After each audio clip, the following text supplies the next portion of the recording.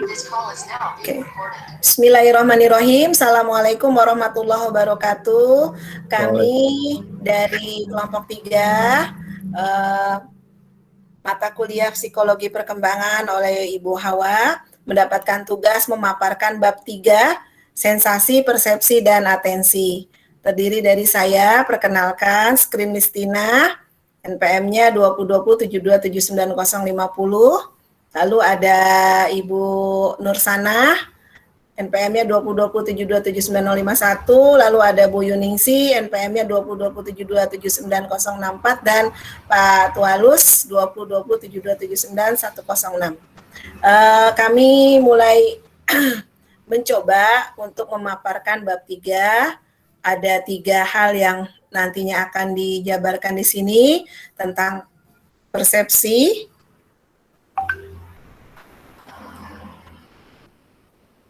ya, yang akan dijelaskan di sini tentang sensasi, persepsi, dan atensi. Kita awali dengan sensasi. Apa itu sensasi? Kita lihat. Ya, dilihat dari definisi bahasanya, sensasi, sensation dari bahasa Inggrisnya, yaitu berstatus artinya dia dianugerahi. Ya, statusnya dianugerahi indera atau intelek. Jadi dari bahasa sensasi atau sensation berasal dari bahasa Latin yaitu sersatus artinya. Jadi sensasi itu dari kata sersatus artinya dianugerahi indera atau intelek. Itu menurut bahasa. Lalu keduanya pengertian. Sensasi adalah deteksi energi fisik yang dihasilkan atau dipantulkan oleh benda-benda fisik. Nah, lalu ada dari stimulusnya, energi fisik yang menghasilkan respon pada organ penginderaan. Baik, kita lanjut. Tipe-tipe stimulus, tadi dari sensasi itu kan ada stimulus. Tipe-tipe stimulusnya kita lihat fenomenanya terjadi akibat proses sensorik yang berkaitan dengan alat-alat indera atau sense ya. Yang pertama, alat indera mata, sight, visual atau penglihatan. Yang keduanya telinga, hearing, auditorial atau pendengaran. Ketiganya hidung, smell, olfaktoris atau pembauan. Yang keempatnya lidah, tes, gustasi atau pengecapan. Yang kelimanya kulit. Kulit itu touch, perabaan, tekanan, temperatur, dan rasa nyeri yang dirasa ya. Lalu yang berikutnya fenomena proses sensorik.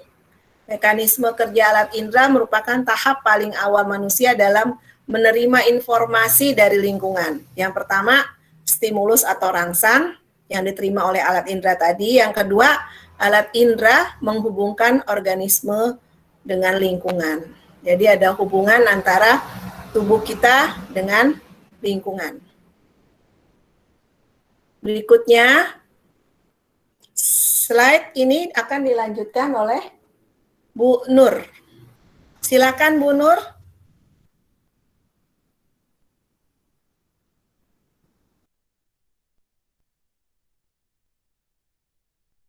Jangan di-unmute, Bu, dibuka. Ya, selanjutnya kita akan membahas proses sensasi menjadi persepsi berdasarkan pendapat dari Plotnik tahun 2005, di mana stimulus itu berupa cahaya, suara, dan suhu. Sedangkan transduksi itu bisa berupa sinyal listrik yang akan menjadi impuls saraf. Kemudian otak merupakan primary areas di mana impuls saraf akan menjadi sensasi.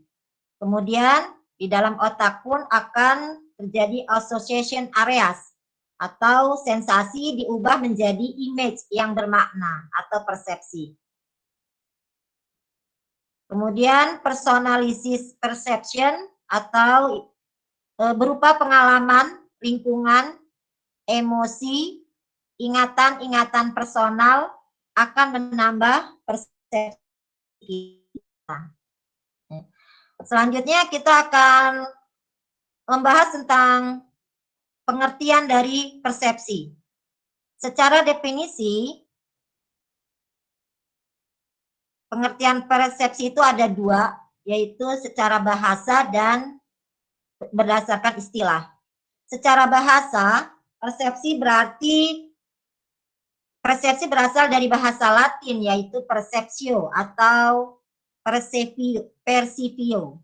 Sedangkan berdasarkan pengertiannya atau istilah, persepsi merupakan tindakan menyusun, mengenali, dan menafsirkan informasi sensoris guna memberikan gambaran dan pemahaman tentang lingkungan. Persepsi bukanlah penerimaan isyarat secara pasif, tetapi dibentuk oleh pembelajaran, ingatan, harapan, dan juga perhatian. Kekonstanan persepsi, ya, atau sering disebut dengan konsistensi, yaitu persepsi bersifat tetap yang dipengaruhi oleh pengalaman, meliputi bentuk, ukuran, dan juga warna.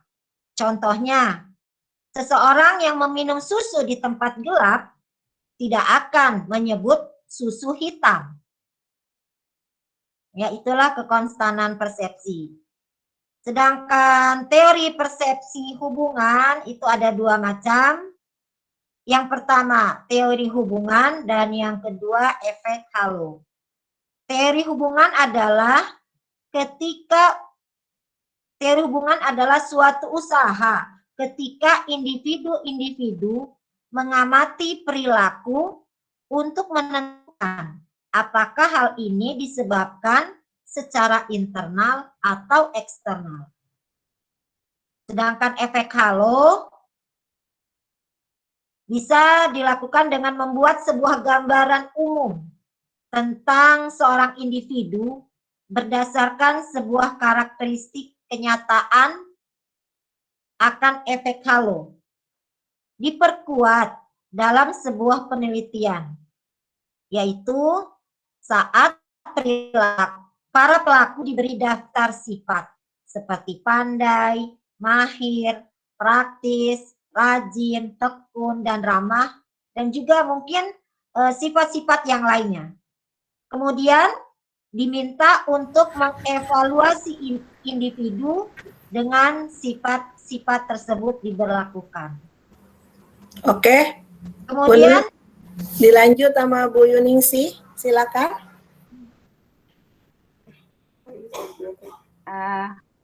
Di sini ada jenis persepsi.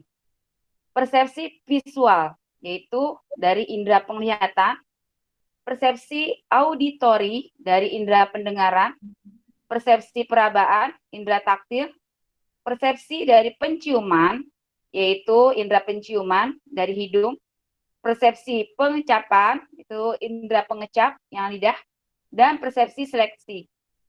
Persepsi seleksi ini berdasarkan minat, latar belakang, pengalaman, dan sikap seseorang. Selanjutnya kita masuk ke atensi. Di sini definisi dari atensi adalah atensi atau perhatian adalah pemrosesan secara sadar sejumlah kecil informasi dari sejumlah besar informasi yang tersedia. Proses atensi membantu efisiensi dalam penggunaan sumber daya mental yang terbatas, kemudian akan membantu kecepatan reaksi terhadap rangsang tertentu. Definisi perhatian oleh para ahli fisiologi adalah yaitu pemusatan tenaga atau kekuatan jiwa, kesadaran yang menyertai suatu aktivitas yang dilakukan, reaksi umum yang menyebabkan bertambahnya aktivitas daya, konsentrasi dan fokus, serta konsentrasi atau aktivitas jiwa kita terhadap pengamatan, pengertian, dan sebagainya. Itu pengertian dari atensi. Kemudian dari sifat atensi, yaitu perhatian. Di sini adanya reaksi umum dari organisme dan kesadaran yang menyebabkan bertambahnya aktivitas daya konsentrasi, dan pembatasan kesadaran terhadap satu objek. Perasaan dan suasana hati dan ditentukan oleh kemauan. Sumber daya mental manusia yang terbatas untuk mempercepat waktu reaksi. Yang kemudian disambung oleh Pak Tualus tentang macam-macam atensi. Ya, macam-macam atensi. Macam-macam atensi itu yang pertama yaitu perhatian spontan dan disengaja. Perhatian yang timbul dengan sendirinya oleh karena tertarik pada sesuatu dan tidak didorong oleh kemauan. Nah, kemudian ada juga perhatian konsentratif dan distributif. Nah, perhatian konsentratif dan distributif itu perhatian yang ditujukan pada suatu objek tertentu, sementara perhatian distributif terbagi-bagi. Nah, ada juga perhatian fiktif dan fluktuatif. Nah, perhatian statis dan dinamis. Nah, kalau perhatian statis dan dinamis ini perhatian yang tetap terhadap sesuatu. Nah, lalu perhatian sempit dan luas. Perhatian sempit dapat dengan mudah memusatkan perhatian pada suatu objek. Sementara perhatian luas tertarik pada kejadian di sekelilingnya. Nah, kemudian ada juga faktor-faktor yang mempengaruhi atensi. Ada faktor eksternal dan faktor internal. Faktor eksternal itu dipengaruhi oleh yang pertama gerakan secara visual.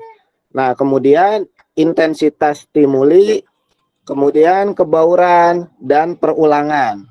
Nah, sedangkan faktor internal yang pertama itu faktor biologis, faktor sosiopsikologis, dan motif sosiogenis, sikap, kebiasaan, dan kemampuan.